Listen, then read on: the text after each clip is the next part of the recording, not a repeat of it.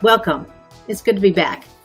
Last week, we talked about making the decision to go back to school or not. And we gave several factors and tried to make things a little bit easier as far as the decision-making process.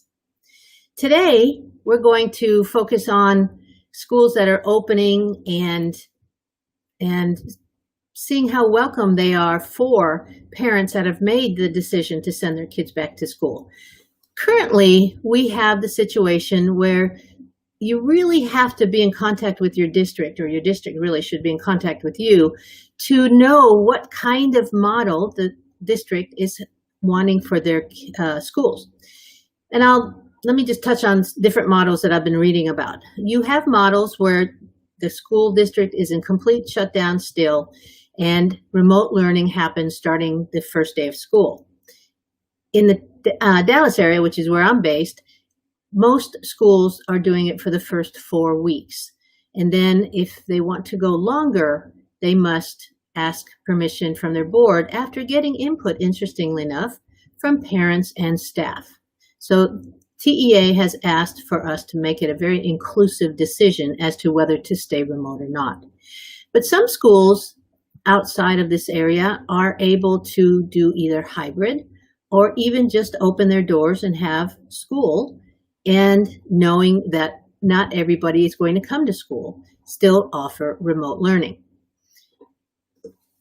I thought it might be interesting to look at what some schools in the area are doing to really get into the COVID safety implementation.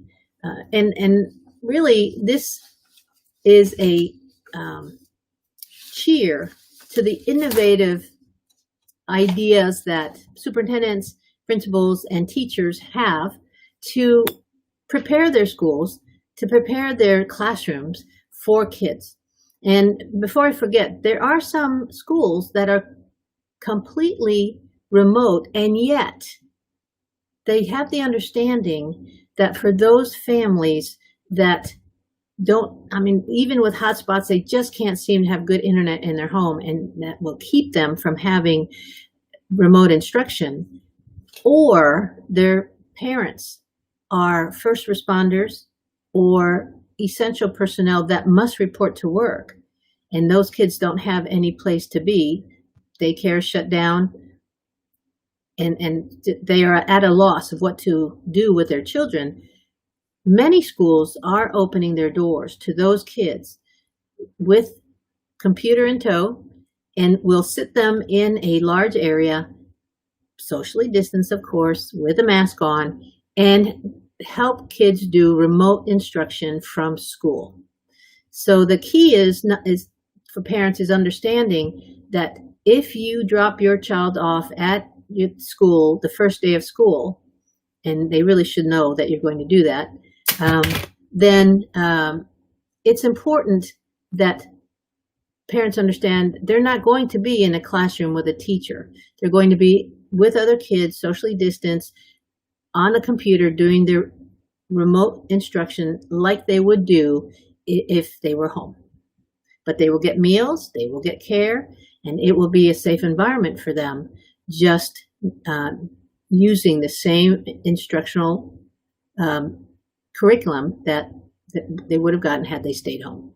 So let's see what schools are doing. We have, and let's just say the educators are aware of the risks, knowing it is possible that colleagues and students could get sick. We have to know that. I wrote an article, actually I've written a couple in the last week, but in my article I made sure to mention, because I think parents need to realize this, schools cannot guarantee that no one will get sick in their building.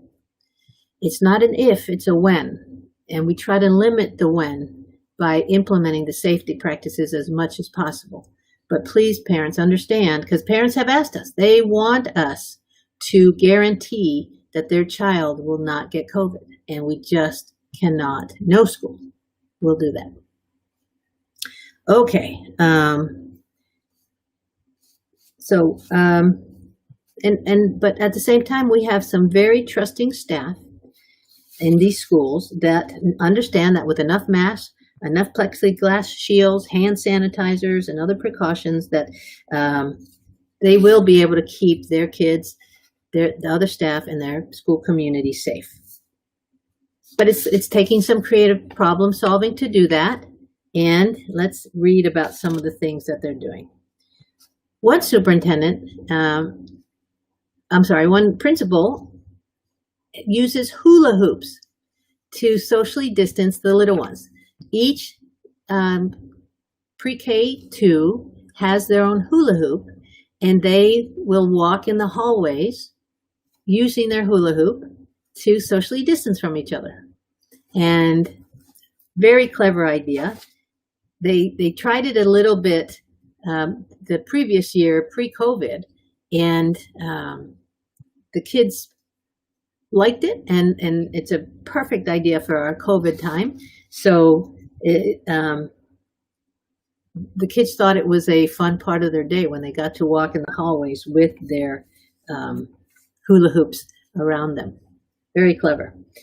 Some of the schools will have portable sinks for hand washing, desks with divided partitions, and cubbies with individually bagged blocks and supplies for the students. So the days of sharing, and that's one thing I'm reading a lot on for the Kinder K1. You know, a big part of the curriculum for Kinder K1 is learning how to share. And how do you teach sharing in a COVID world? We're not going to solve that one today, but if I hear clever solutions, I'll bring them on the air. A few teachers have taped off their desks and seatings to create clear markers, clear delineation between the teacher space, the class space, and that's pretty wise. These days, kids are getting pretty used to the markers on the ground and following those. So that's a smart thing to do. Of course, temperatures will be taken twice a day at this school when they first arrive off the bus, and then during lunch. And dismissal times will be staggered. Many districts are doing that. At Fremont Collegiate High School, they expect about 70% of their kids to come back, and they will be mostly taught through live videos and webcams. And remember, this has to do with the fact that we need to put our kids in cohorts with one adult. And so we can't have 7 teachers moving in every period, because that just could infect more people. And so we would have to have the teachers remote in, even though the teacher might be right next door, remote in to that class during that period. And let's see. And here's a superintendent went on record by saying that what keeps him up at night, and I can certainly understand this, is thinking about the child or the staff member that comes to school, gets sick, and ends up passing away. And having that on one's conscience, even though you knew you had to open school, you had to make the decision, you really did as much safety protocol and implementation of the protocols as possible. Sometimes somebody's health is such that they're going to be impacted by the COVID much more deeply. And nobody wants that on their watch, but it's certainly something that keeps us up at night. So, and part of what they talk about here is adapting. Teachers are having to adapt, principals are having to adapt, parents are having to adapt as well, right? But what is frustrating to many teachers and principals is that it seems like they prepare for something, and then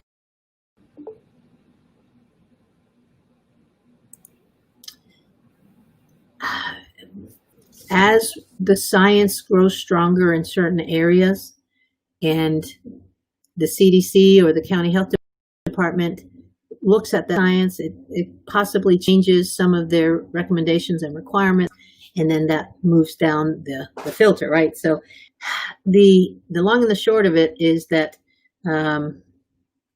flexibility And being okay with flexibility is a huge part of our new world. All right, so we have teachers who are placing their desks under the air blower so that it blows really the air away from her in case the air is germy. That's sort of interesting. We have a world history teacher who put a special background so that when he is Zooming with his students, they feel like they're in the classroom, even though, they're home. And let's see what else. And of course, it should be comforting now when teachers walk the building to see all the posters and the hand sanitizer stations around the school. That's all. It's part of our world, our new norm, just like wearing a mask. We have our posters reminding us to wash our hands for 20 seconds. And the thing to remember is how comfortable you parents, you teachers, you principals are with all of this will be communicated to the kids in either a positive way or a negative way. And I've talked about this before, but it is really necessary to guard sometimes those negative feelings that we as parents have, we as teachers have around our situation. I've seen sort of memes about kids who overhear their parents say things like, "Oh, I can hardly wait for school to start back. I don't know how these teachers do it." And that's sending a message to your child that you really don't want them home with you all day. And so be careful. I know I've said it before, but it can't be said enough that those are the type of things that parents and sometimes teachers will say things in the classroom without understanding that it can impact kids negatively as far as how kids receive that information, and teachers and parents will tell you, "I didn't mean it that way." Well, but that's what happened. So being very, very careful about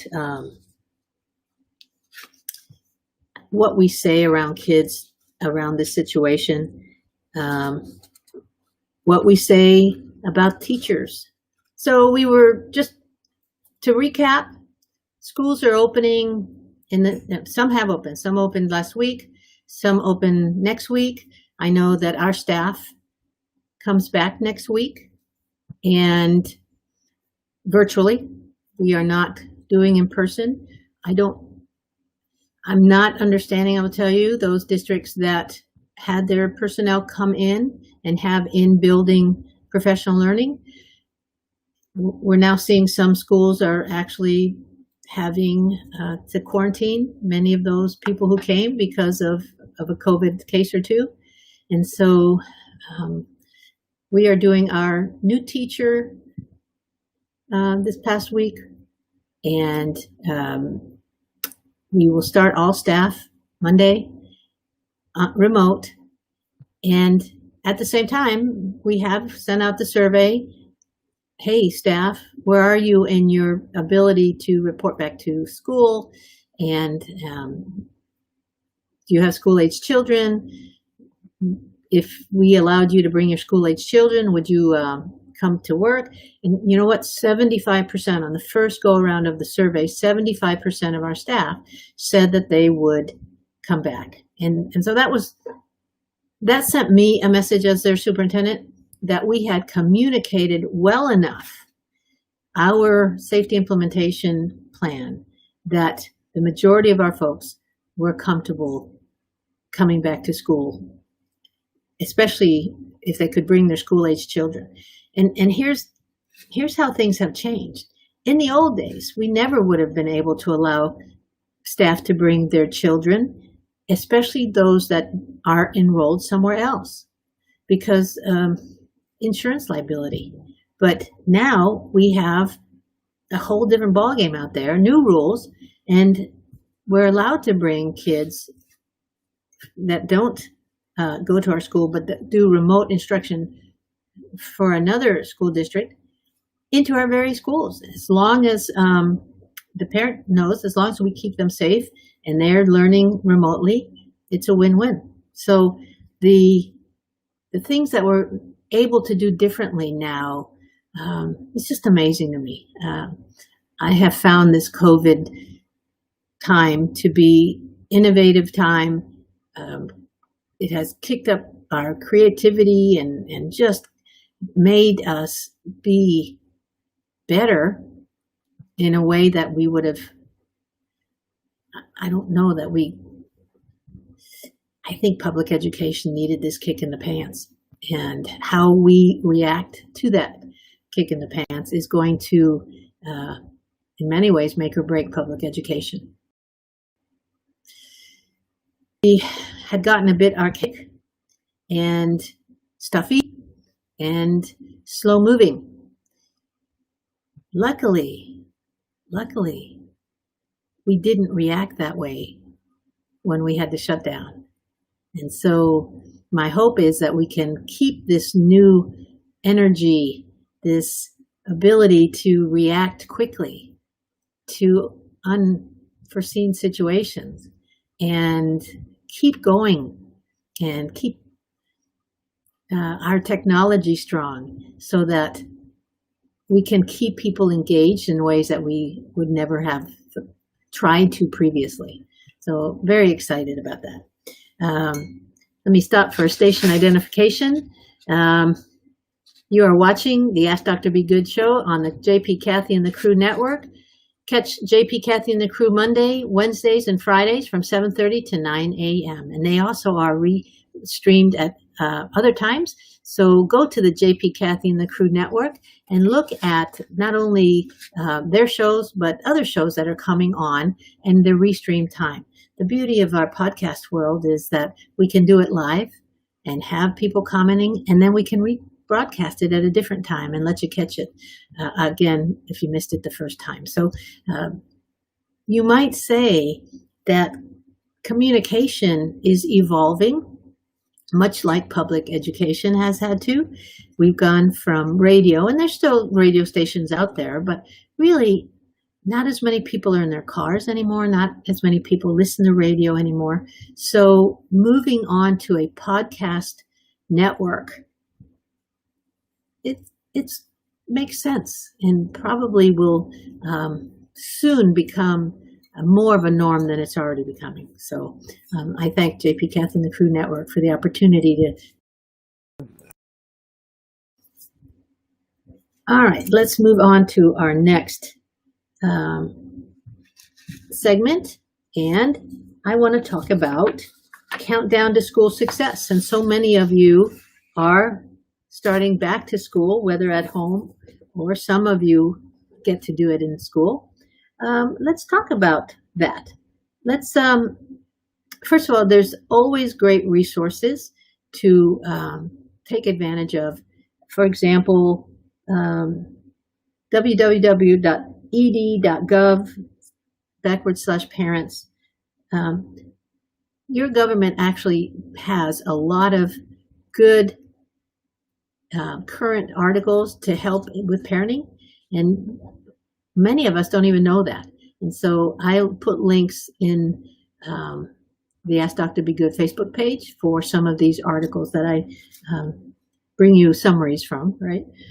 So some of the things that you need to be doing is you need to read out loud to the young children. I hope that's something that's a normal part of your day with kids, or probably your night, is to, I always had the structure of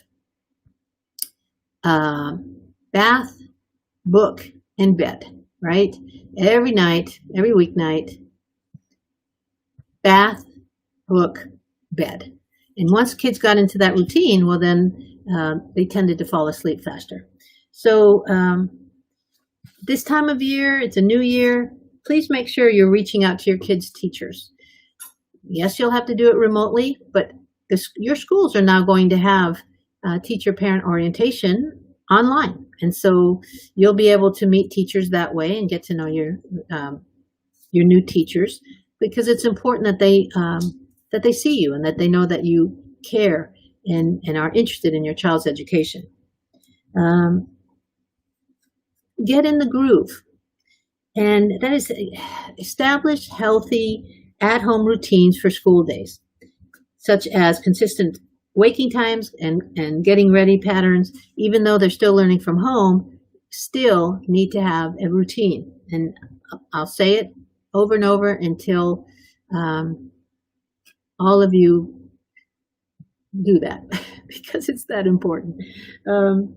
Decide on regular homework time, create a comfortable, quiet workspace, set bedtime, and that allows elementary school kids to have 9.5 to 10 hours, 10 to 12 hours of sleep for that age, and teens should get 8.5 to 9.5 hours of sleep every night. And they're the ones you really have to watch, right? Because they'll stay on their device and so forth.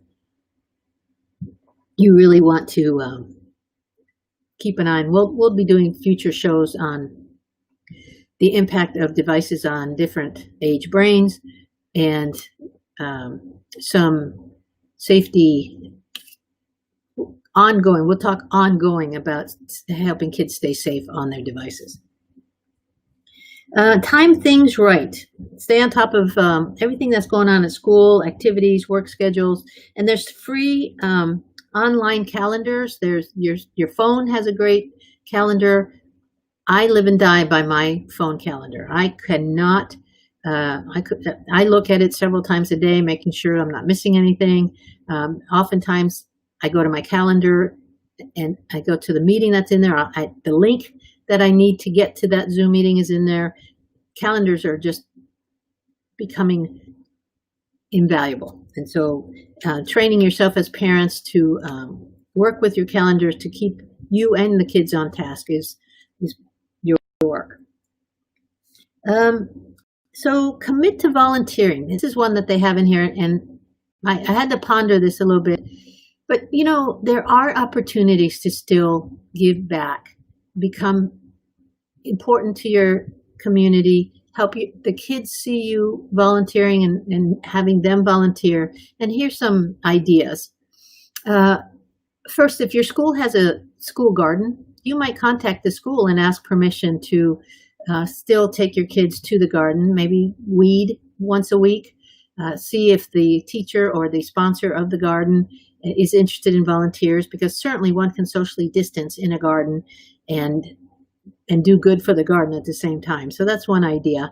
You might also look up websites from food pantries and other nonprofits and see if there's anything one can do online, maybe making phone calls to ask for donations. There's maybe, I'm trying to think of things that aren't in person, but I have a feeling that some of your larger food pantries would still need volunteers to come in, and that might be a possibility. Now, here's again what I would remind families. Are you a healthy family? Healthy families are the ones that rarely get sick, they eat clean, exercise regularly, know how to manage stress. When you do that, and your family also values, here's another one, also values the COVID safety practices, hand washing, mask, social distancing, and so forth, then I would encourage you to look at the possibility of going to donate time at a food pantry, or maybe even a animal shelter. I couldn't, I'd take them all home. But think of ways that are, that one can show the kids that you want to, that it's important to give back to the community. And so you might have to be a little bit creative, but do it. And then the last one that I'm adding is to eat smart. And I'm not going to spend a whole lot of time right now on that one, but if we have time today, I will. Otherwise, we'll do it at another show. But the eating smart is it is the key to health, eating smart. And so I will always find ways to embed how we eat into a lot of what I talk about. Okay, so homeschooling tips and resources. So I thought this would be another one this time of year to bring back to you, and figure out what your child is. Figure out when. This one really caught my attention. Figure out when your kids are most alert physically and mentally. That would be the best time for them to tackle certain subjects. If your school district is doing asynchronous learning, which I've done, I think, several shows on asynchronous and synchronous learning. If those are new terms for you, you might want to check with your school and see what they are doing. But asynchronous means your child does not have to sit in front of a computer for 3 hours with the teacher, like as if they were in school. Asynchronous is where they can look at what the teacher has posted in the learning platform, the Google Classroom. What are some other ones? That's the only one I know, because that's the one we use. But the learning platform will contain the curriculum that the child is needing to learn. And as long as the child interacts with the learning platform and interacts with the teacher and turns work in, the child is counted as present. And so if you notice that your child's best time to do work, especially writing, math, some of the science, is in the morning time, well, then we should go into the learning platform, look at what the math and science teachers or the writing teachers have posted, and then work on those first. That way, you get the hard stuff out of the way earlier or easier, and maybe not so much pushback from your child. But being alert, and I thought that one really stood out to me. I hadn't really seen that one with all that I've read about how to help kids at home. That one really stuck out. Take breaks. Yeah, schedule them during the school day for exercise, lunch, snacks, and age-appropriate breaks. And get outside. Okay, we have not gotten outside enough. And yes, it's a little bit hot, so you might then have to use the weather as a time to be alert and say, yes, it's early, but we're going to take a quick walk around the block, get the juices going before we tackle the math assignments. But at least in the Dallas area, we're in a very hot spell right now. So if you're going to walk, it's going to be probably after a little after 8 and maybe before 9 or 10 in the morning. Now, this says build in time for creativity. I would hope that your elective teachers for your school are already doing this, that their elective for music, for PE and art, for example, those are the big three, that they are giving kids creative opportunities, even though it's remote learning, so that they can enjoy their breaks. Electives are a way of sort of taking a mental break and using a different part of the brain. And so if by chance, maybe school hasn't started yet for you, and the elective teachers haven't started sharing their creativity with you yet, then these are some good ideas. Make time for music, art, and other creative subjects. It might be good to learn, for your child to learn how to play an instrument, how to draw, or try their hand at drama. If you've got several siblings in the family, have them write a play and then perform it. You wouldn't believe how many parts of the brain that exercise of thinking up, especially when you're brainstorming with others, thinking up a story and then writing the story down and talking about story, enhancing the story, editing the story together with others, and then talking about how one would do that as far as a play, and using parents and maybe neighbors as an audience, and maybe recording it and sending it to grandma and grandpa who live in another state. You see how this is all endless possibilities and fantastic brain work for kids. It just, so many different parts of the brain would be impacted and activated by this. So consider that an end of summer project, right? Okay. Help your child stay connected with friends and family by writing letters. Now, I hadn't seen this one either. I thought that was a good idea. Having kids write letters to grandparents or to friends that have moved away. Wouldn't that be a really cute idea? So,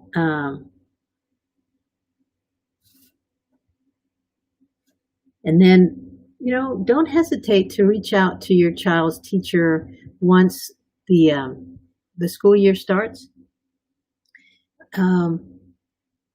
It's really important to start building a relationship with the new teachers, and having it be a positive start just is the right thing to do. One of the things that from a parent standpoint that parents might want to do is to send an email of hello to the new teachers and thank them. Even though you don't know them, you thank them for their work last year, and that that your child's just going to have a great experience with them. So, this reminds me of what I'm asking. I'm asking you all in previous shows. I have asked you to start sending emails to your legislators, and right now you can say positive things. You can say thank you for continuing to pay teachers even though kids were at home, and that's not the financial model that the state of Texas has. The financial model is, butts and seats, and we didn't have that. But the state of Texas said that they would still pay schools to do remote instruction. And so you can thank legislators for that, and know that over time, as you send positive thank yous, they will get to know you. And then when you have something a little bit different to ask them, like, tell me about how you're prioritizing funding cuts in the next legislative session, well, then they are more apt to pay attention to you. But you have to build that relationship with them, just like you would a teacher. All right, it's time for our next station identification break, and you're watching the Dr. Be Good on JP, Kathy, and the Crew Network. On Thursdays at noon, tune into Everything Criminal Law with Jeremy Rosenthal from 12 to 1. That's a new show for them, and we're excited to be part of this new network. All right, we're going to sort of change up a little bit, and we're going to talk about virtual school blues. So I think it's important that we acknowledge that COVID has impacted all of us. Depending on our sort of personality, it has impacted us in different ways. But it's important that we constantly acknowledge and accept the fact that things are different, and maybe different in ways that we weren't prepared for and we don't like right now. And one of the ways that we can do that is by going back to something you've heard of, but we're going to revisit it, and that is the layers, the process of coming to terms with with things that have hurt us, things that we don't like, and so forth. So Dr. Elizabeth Kubler-Ross has given us a clinical insight into the somewhat universal process of how human beings handle tough situations. Essentially, she's providing us with a list and an explanation of the 5 common stages of grief. And although these stages can be fluid, most will experience variations in the stages. And that's, we know that we're working with human beings, right? So the first one we know, denial. How many of us saw denial from everywhere, from the government, teachers, principals, superintendents, although I think we caught on faster than maybe the government, but so denial is an intellectual and emotional rejection of something that is clear and obvious. Even though it was clear and obvious to some people that the coronavirus was very contagious and needed safety implementation of hand washing, masks, social distancing, there was denial. And when I see somebody not wearing a mask, I'm thinking they're still in that first stage of denial. The next one is anger. We did see that, didn't we? We saw people angry. The feeling of anger is empowering. We move towards anger in an attempt to gain control over our fears. Rather than accepting and dealing with the problem, we turn hostile, blaming others, and engaging in power struggles. Power struggles of, especially around conversations on the subject, right? We had many conversations about masks, not masks, right? There weren't so many on the hand washing. I think everybody knows that one, we should have been doing that for the flu, for common cold, all of that. But the mask wearing has been a constant mental and verbal tussle that many of us have partaken in. Bargaining. Bargaining is when denial breaks down and we start acknowledging reality, but we're really not ready to give up the illusion that we still have control. And that basically we try to compromise to find an easier, less painful way out.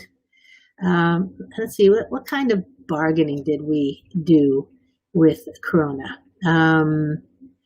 I'll shelter in place, but I will still go out without a mask to the grocery store.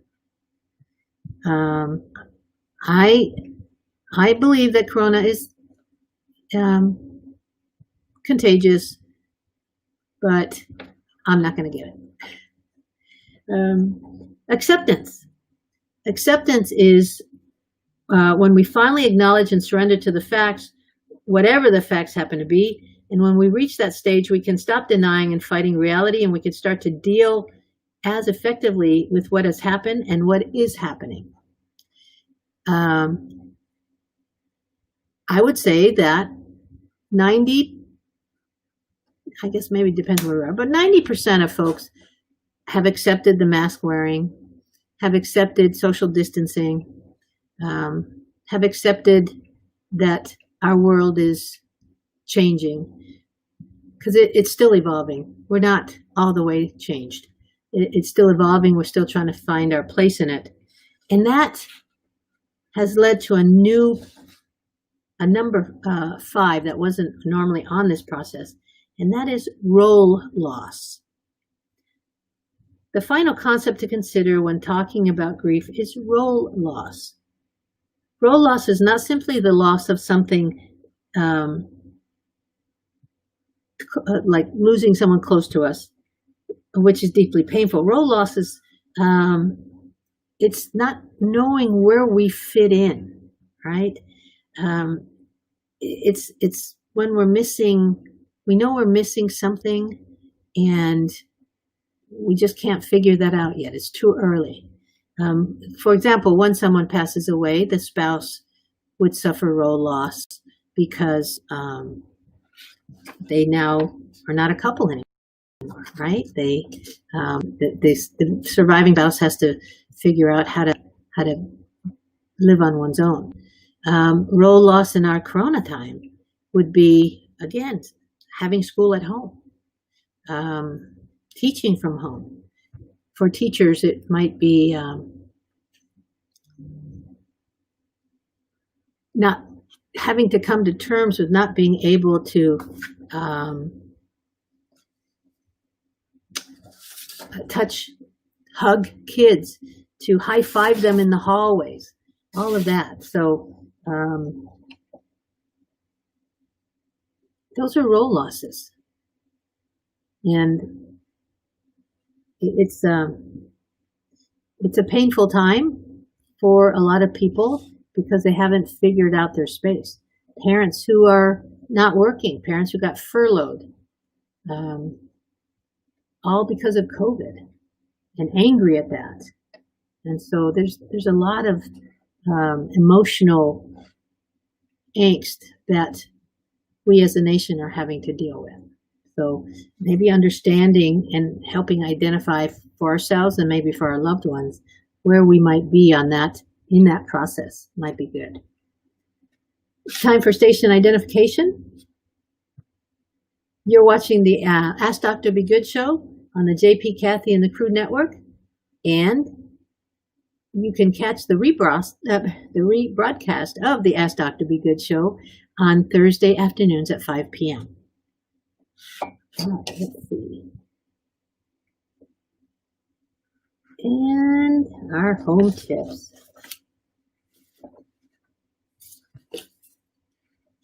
One of the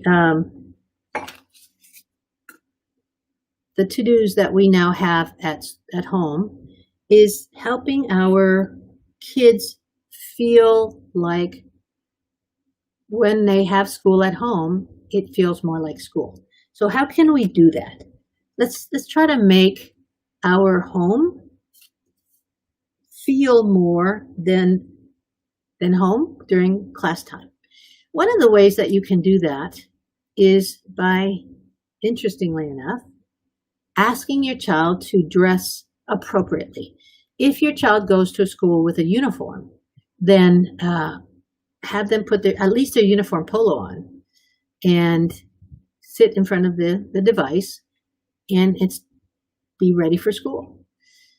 If your child doesn't wear a uniform, but they wear nice clothes as opposed to, the t-shirt and the ripped up jeans, then have them wear something appropriate for school. That way, it's a mental get ready.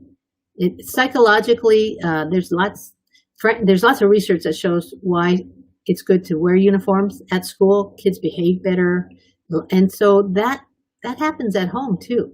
You get a kid with a routine whose parent says, "All right, put your school clothes on. It's time to go to school," even though they're home. You do that enough, it helps them settle into school mode.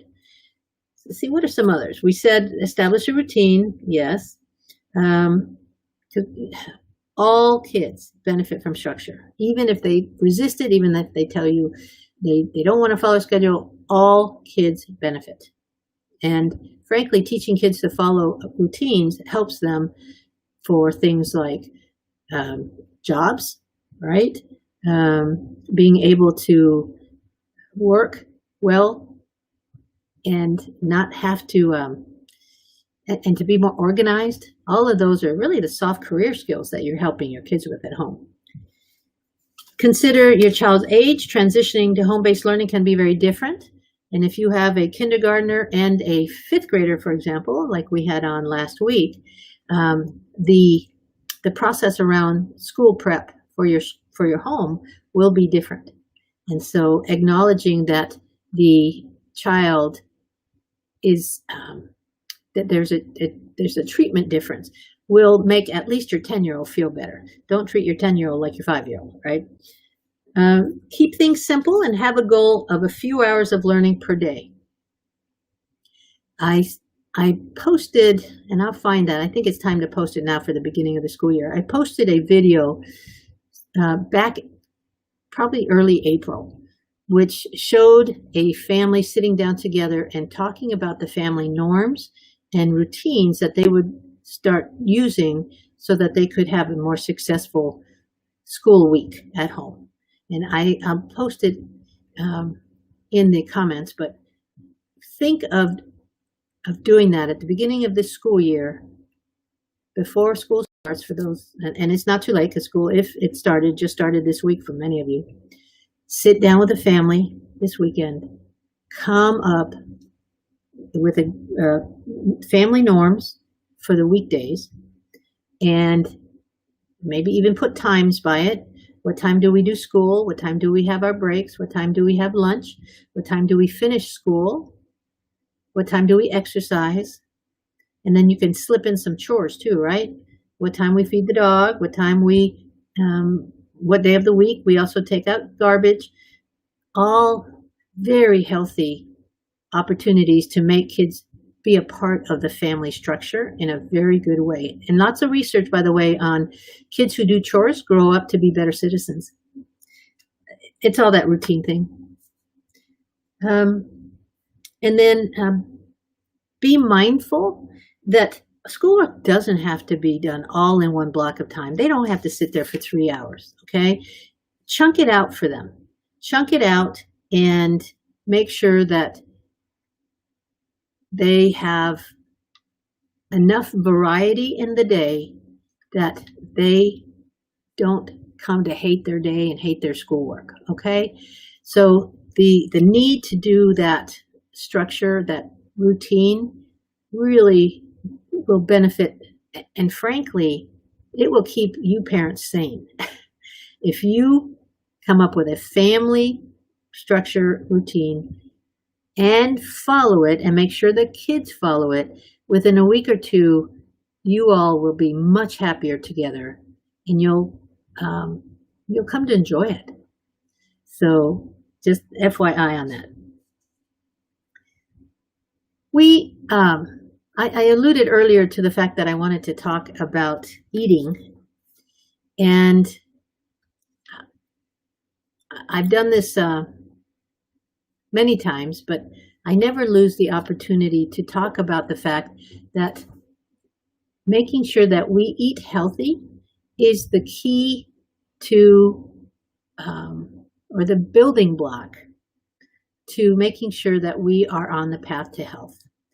Especially in this COVID time, oftentimes you wonder, why is it that some families get it and some don't? Oftentimes we can look at the way that a family eats, and we can know whether that the type of food that the family chooses to eat can cause some health risks. For example, eating often at fast food places, most people know that it's not a good idea, but the convenience factor, especially in our pre-COVID days when we were rushing from school to the soccer practice and music lessons and all sorts of other things that we filled our kids' days and evenings with, the convenience factor of fast food was just too tempting.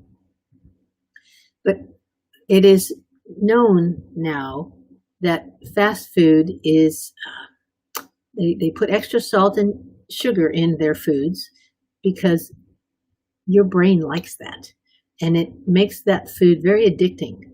And so even though the food is not necessarily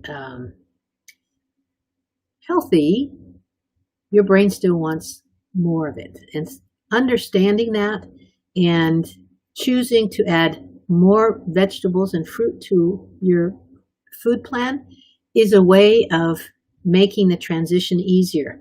I recently read that we shouldn't be talking about removing food. What do I have to take out of my diet?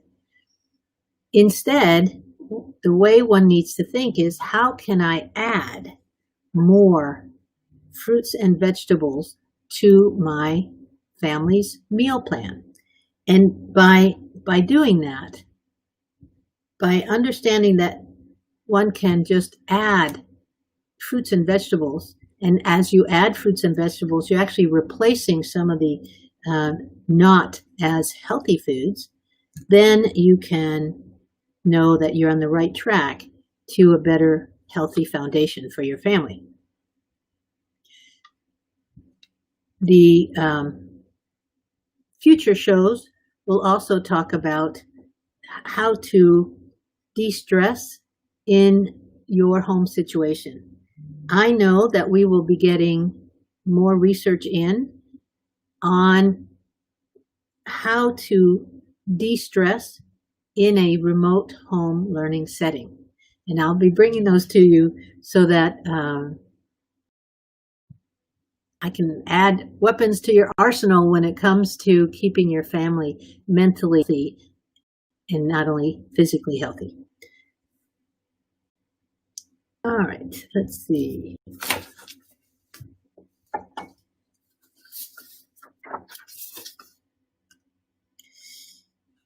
Station identification time. It goes by fast. Let's take a moment for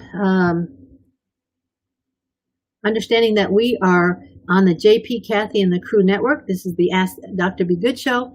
And if you would like your own show, please email JP, Kathy, and the Crew 3, it's all one word. We'll put it in the comments for you, at gmail.com. Private message them on the JP, Kathy, and the Crew Facebook page. But there's really a great opportunity to bring your special content to our network so that we can get it out. And let me just mention that this is broadcast to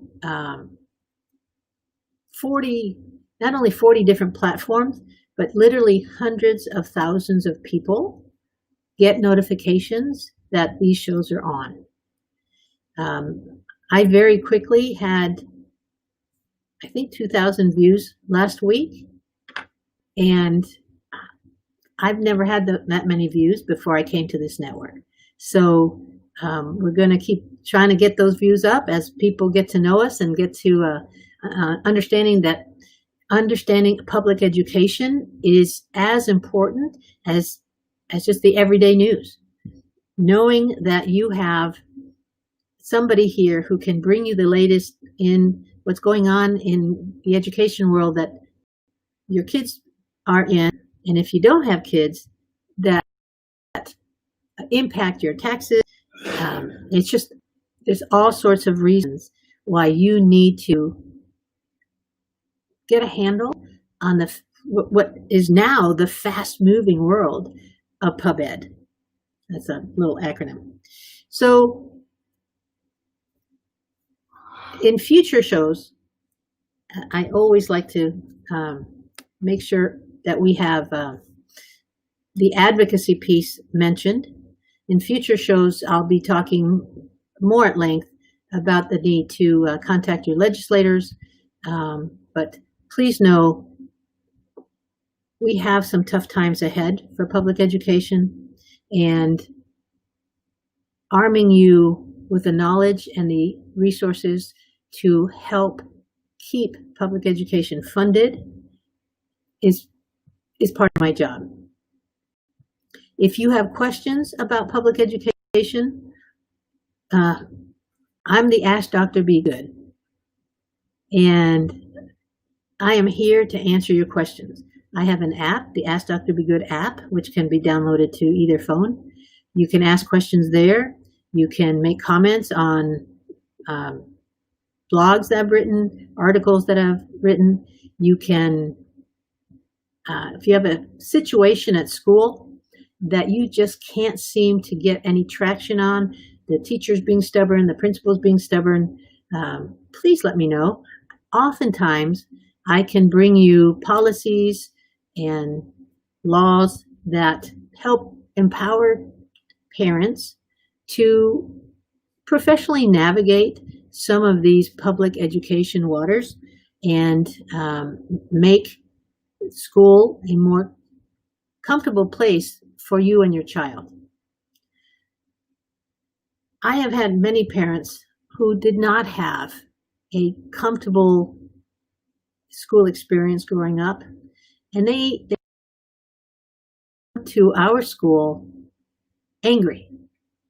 They come angry about the fact that they were not treated well, and now they're thinking that we're going to do the same thing to their child. And so I ask you parents, you have now a resource.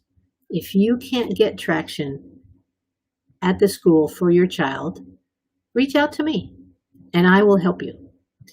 If you have special ed concerns and you can't seem to get, again, traction with the special ed teacher, the principal doesn't seem to be listening or supporting, or at least making you feel heard, then come to me and we'll see if we can get you some answers so that your experience with public education is more positive.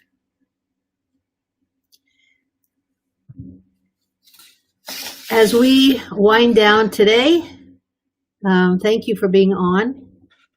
Thank you for continuing to come back, and I look forward to answering your questions in the future. You are watching the Ask Dr. Be Good show on the JP, Kathy, and the Crew Network. Follow and like Dr. Be Good and tell your friends. We come to you live on Sunday mornings at 8 a.m. Thank you, everyone.